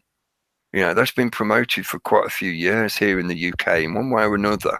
Yeah. They put this idea of like, oh, well, if you're not happy with all this new style of living, this new fast-paced internet, or, all this way of being in the new world, well, why don't you buy yourself a little house out in the country somewhere and you just fuck off, go and live in the country, leave the rest of us to enjoy our fast-paced mega city life, And it's presented in a nicer way than that, yeah.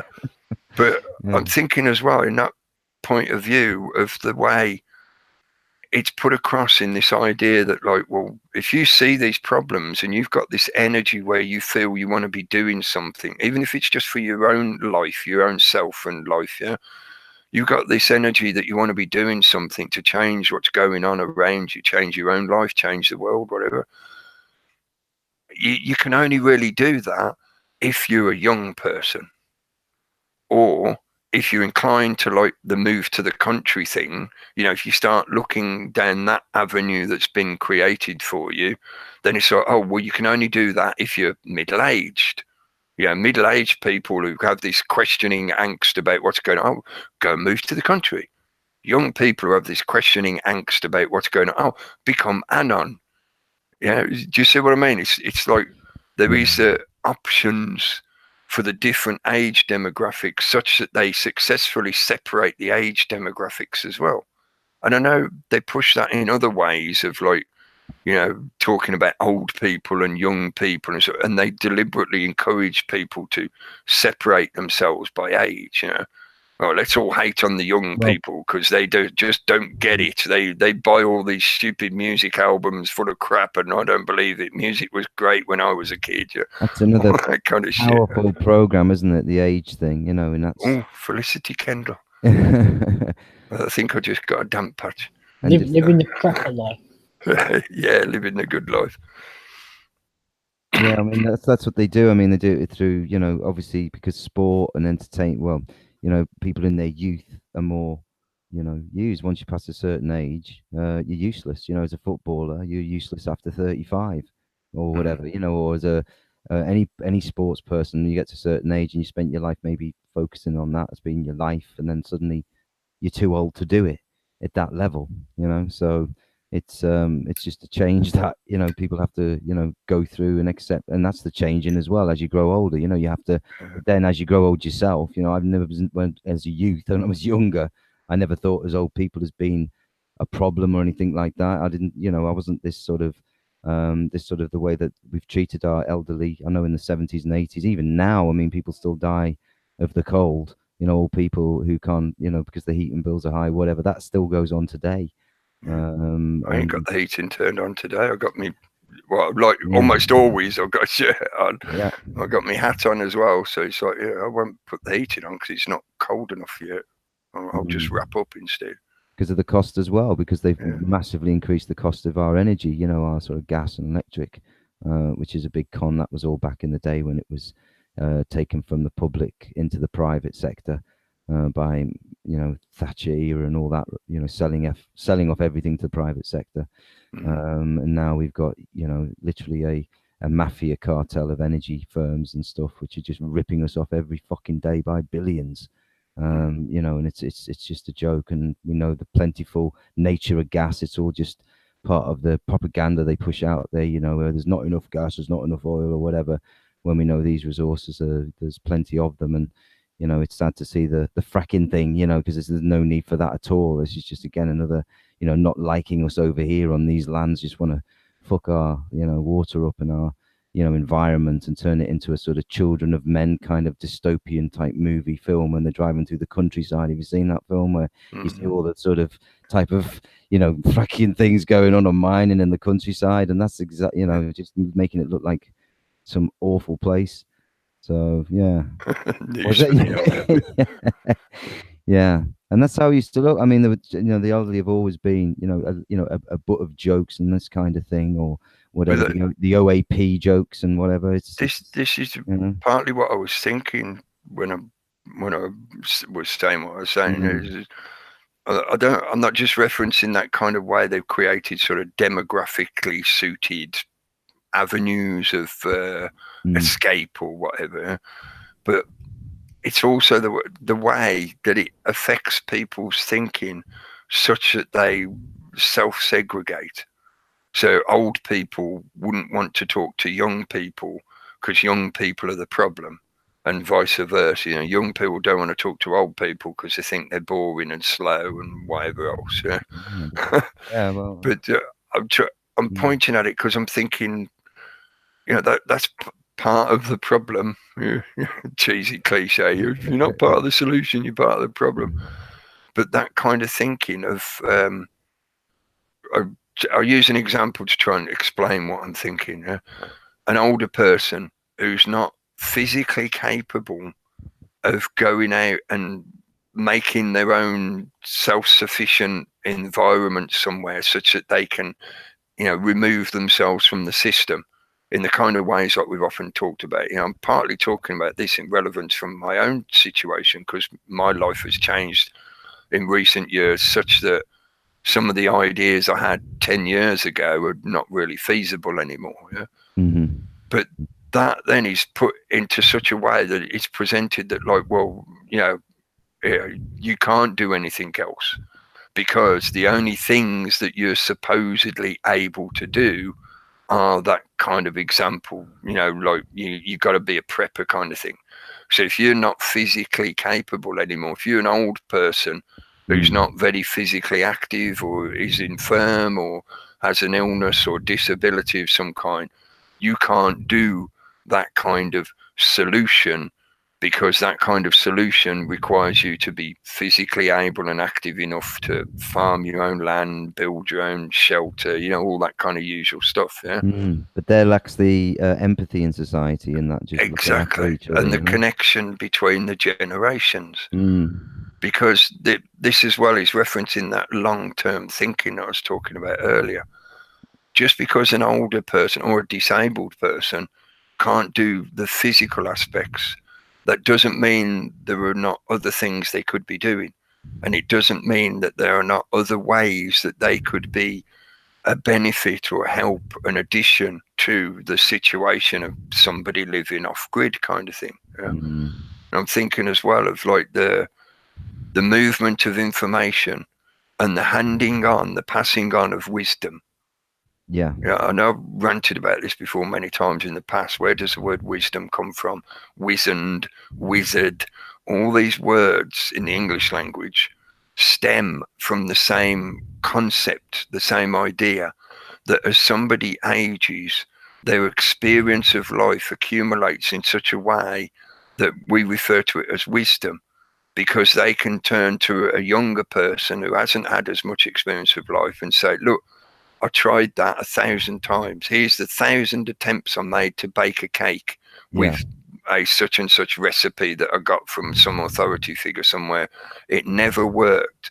Whereas when I thought for myself and I thought, I'm not going to use that ingredient E number that they keep telling me to put in. I'm going to leave that out. Boom, all of a sudden the cake works. Now I've got a cake. Yeah. And handing that wisdom on across generations. You know, and I'm not trying to suggest it only works one way, that only old people have got good stuff to hand to young people. No, it works both ways. Yeah? But more I'm referencing that way, the system and the media is, you know, part and parcel of this. They're the propagators of this. They put these ideas out there in such a way that we end up segregating ourselves, not only in terms of skin color, clothing, lifestyle choice, but also age. Well, and it's like, oh, you're too old to be a prepper now, therefore you can't change the world, you can't fix the world because you can't do, you know, that blueprint. Yeah. Well, maybe a generation coming along, the young kids now under the age of 10 are going to be a generation of thinkers. You know, maybe they're going to be the ones who are going to, you know, they've been born into this, they've got access to the information, and yeah, that could be where it goes, and that's a positive. Like you say, it's not fixed, nothing's fixed. We've seen it all going crazy and chaotic at the moment, what they're trying to introduce and bring in, and all the other stuff we talk about, 5G and all the tech they're bringing in, driverless vehicles and all the rest of it. I've seen a whole lot of crazy shit in what could be called youth culture. Yeah. The music of today, it's fucking awful. Most of it. Yeah. But that's some of the cheesy cliches do actually hold truth. Yeah. But a lot of it, a big portion of it, is this bullshit that's pushed out by the system to separate people, across all the full spectrum of diversity. They want to separate people into chunks or individuals. Yeah. They've been talking about that for so long. I remember back in the time of even literally doing it at the Bilderberg thing in 2012, was that? When they came to London. Yeah. They were herding you off there and actually doing a physical demonstration of it, you know.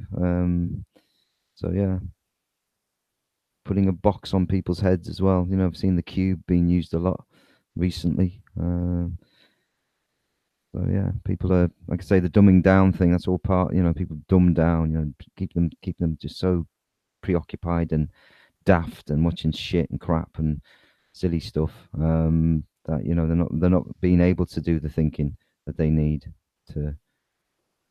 You mean like work it out? Work it out. like joining dots, yeah. I saw Johnny Mnemonic the other day, yeah. About this guy who's carrying information in his head. It's not a bad film. But then Guy Scott put up a video about the chipping that they're putting in people's hands. There's about 150 people in England. Now, the guys selling this, they're saying this is, you know, I mean, if they say, oh, you can open your front door with it, or you can open your bank account, somebody's going to say, yeah, but if they cut your hand off to get your chip, you know. But that's not what they were selling it on. They were selling it on big companies that have, you know, specific people working on a project. So this is to get into the little private office of a big company where they have that information, which made me join a dot with the Johnny Mnemonic. And in the corporate future, it's information that is going to be worth money. Yeah, any company with a database is not going to let that out. Yeah, and that's going to be money, information.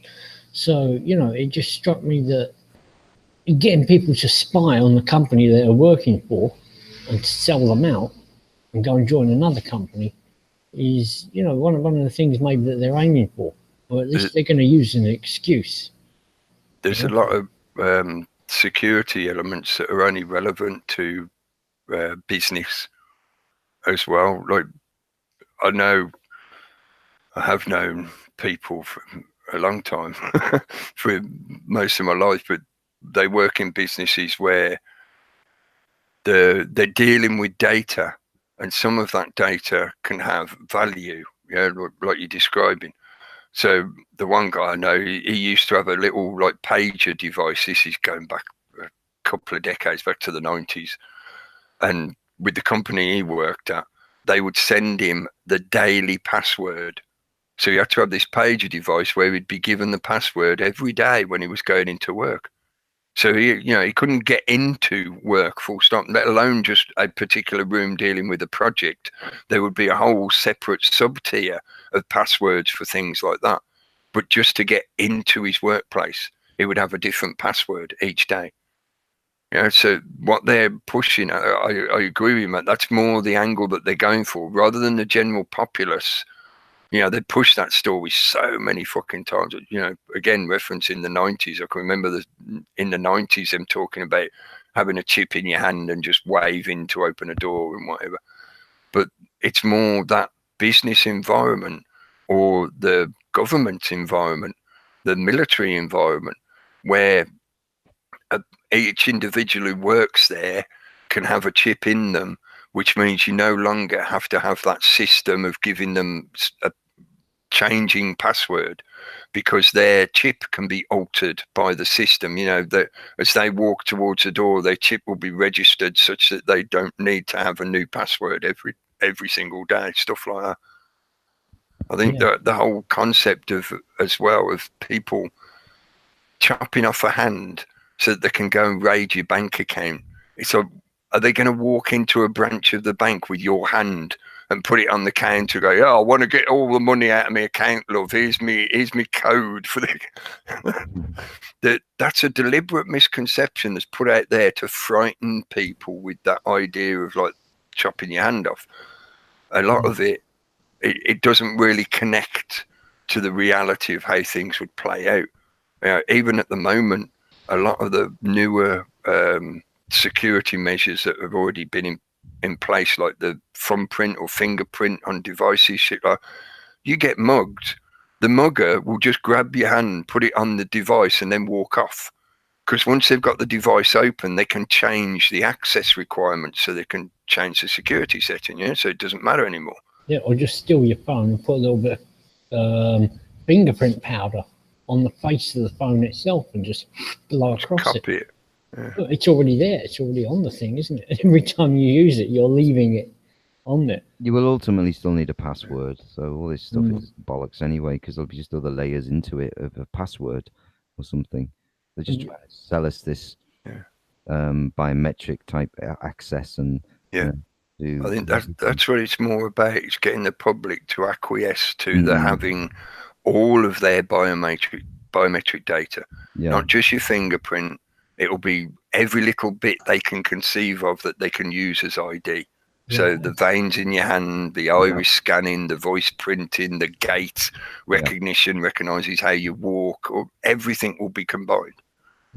Yeah, and in the feudal future, I mean, it's like the feudal future in the past. You used to get down on one knee and swear your allegiance to your leader. Well, getting the chip from a big company is the feudal equivalent of that. You know, giving what they call it, villain, giving your, becoming a part of that company, swearing your loyalty, giving them your fealty, used to be called. Your soul. Yeah, and as we saw last week, they don't need the chip in the hand. I mean, we saw that little video, didn't we, from the artificial intelligence border control. Yeah, Jesus, man, just the yeah, brains in your hand, more than enough. Yeah, yeah. more than enough, and they don't even have to ask you to take it. Yeah. Yeah. And the normal, we've said that before. They've normalised it through schools the last few years now. Quite a while they've been using it in schools in the UK. I'm sure in other countries as well, where to get access to things in the school or like lunch and things like that, you're using a fingerprint or some biometric. It's mainly fingerprints, I think, that they're collecting, and they've been doing that for a long, long time now. We've been talking about it for years. Yeah. So that's all part of that. So when they come out of school, they're used to having to use some part of themselves to ID themselves. They see it as okay. So the next step is, like you say, iris or even veins, more sophisticated stuff. But they're the ones who are being normalized to it. And then when they get to the stages we're at now with stuff, and we're all getting older, and these are coming into the time when we were, 20 years ago when we were in our 20s and 30s, whatever it was, we were, coming into the new world of whatever and being offered all this. But, if you've had that normalization through school with biometrics, then that's an easy step for them to accept it. And then just and then the facial recognition stuff's also, being rolled out. So they'll accept that too. So everything's being sort of, psychologically you're being conditioned to accept it all en masse. Because we're old enough now to take this little timeline. Because I'm thinking when I was back in infant school, the teacher only had to say stand in line, and everybody was standing in line. Yeah. So then there was this period where children were allowed more and more freedom to basically get them to rebel against their parents. And now they're reining that back in again, if you see what I mean. Do you think that's a possibility here? Because, I mean, yes.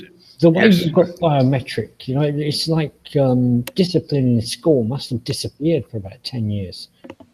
Yeah? Mm. Yeah. Like I didn't mention this story earlier. The DOT, non-violent extremists, had told me about this story earlier. Showed me the pictures. A guy who was sharing pictures of himself on social media holding up a Nazi flag, and there's been a big furore in the British press about that. Or the court of public opinion in the social media have been all on board with that. But that again, that's the system wants some people to be agitated enough that you can then be used as the homegrown extremist to be presented to the rest of the public as the justification for the further imposing of the security state, the police state. So I think you're right saying about that kind of pushing people to rebel against authority, even in school or beginning in school. I think there's an element of that that's been building up for a long time, probably before the 90s, back into the 70s and 80s, maybe even continuously for however long. Yeah? Well, we know that's where it starts, isn't it? Through education, that's the normalizing of your reality, isn't it? Yeah. In that sense. Yeah. That's where they get people indoctrinated, that battery hen farm, battery farming indoctrination of the Prussian school system. But at the same time, I agree, there is that element where they are deliberately trying to not only provoke people, but provoke them with an already prepared avenue for them to go down. So it's like, oh, you're agitated that the government is doing this, that, and the other. Well, here you go down this radicalized online extremist homegrown terrorist avenue that we've got prepared for you. We'll see you at the other end. We'll be ready for your photo op. Yeah. It's a bit like the Big Brother house when they bring the people out and get them to stand in front of the crowd. It's that element of prodding and then being ready to, when somebody does actually finally, lose their rag and react, they'll go, hey, look, everyone, look at this guy. Look, homegrown terrorist. Yeah, definitely right. He didn't actually do anything yet, did he? This guy with the flag. Not as far as I know. No, I don't know all the details. But from what Tony was telling me, no, he hasn't done anything. He just, shared a picture of himself with a flag. Yeah, but you notice also they highlight all the differences between him and somebody like Tommy Robinson, so they can keep pushing Tommy Robinson. I mean, he doesn't wave Nazi flags, yeah. And if you try to share a video of his followers giving a Nazi salute, It seems that anything he does is always on the mainstream. Funny that, isn't it? You know, he got his PayPal account frozen. Oh, that was on the BBC and on the main. Well, was that big news? Is that something people want to know? You know, so everything he does, it seems, always appears, and they're pushing him. Definitely, he's being used in that way for sure. And like we've talked about it, like say many times on here, how that's being carried out. You know? That's probably a good point to snip it in the bud with the Stephen Yaxley Lennon. Yes. That's the time to cut off his promotion and stop feeding him energy. Yes. That's why I've got more and more, you know, how can I put it, staunch in my position on that. Just stop fucking mentioning him. I know. Don't give him any energy whatsoever, because that's what they want. They're feeding that deliberately, so like we were just talking about, so that it provides a controlled paddock for people to go into, to think that they're, you know, dealing with the problem, with the situation and whatever. Any press is good press as far as they're concerned, so stop giving them any press.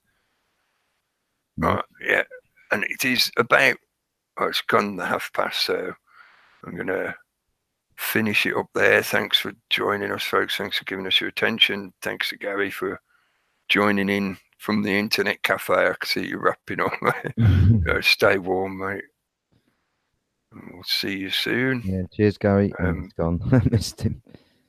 Thanks to everyone in the chat. Cheers, Cookie. Thanks for tonight, as always, and thanks to the chat as well. I did have a look at the chat. Thanks for joining in, right? Hi, Steve, in the chat. I see you there. I'm just having a quick scroll down. I know there was a few people joined in later. Hugh McMahon, hello. And Cheris Rosin, hello. And Collyman, hello. I always want cheese. Whenever I see your name, Collyman, I always just think cauliflower cheese. Cauliflower, yeah. Yeah. Manor Small, hello. Scrolling down, trying to be quick. Richard Kinzit, hello, mate. Sorry, I nearly tripped over that and trying to read it quick. And Ridiculizer, hello. I said hello earlier, I think. You did. I know, I'm losing track now, because I've been rambling for a couple of hours. Blazing Stars, hello. And Cardini, hello, mate. You're all right.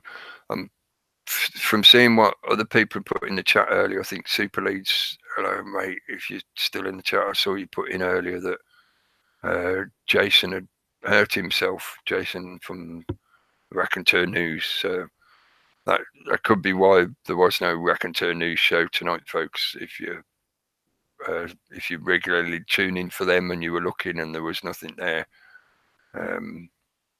that might be why. I don't know if they're going to be back on tomorrow.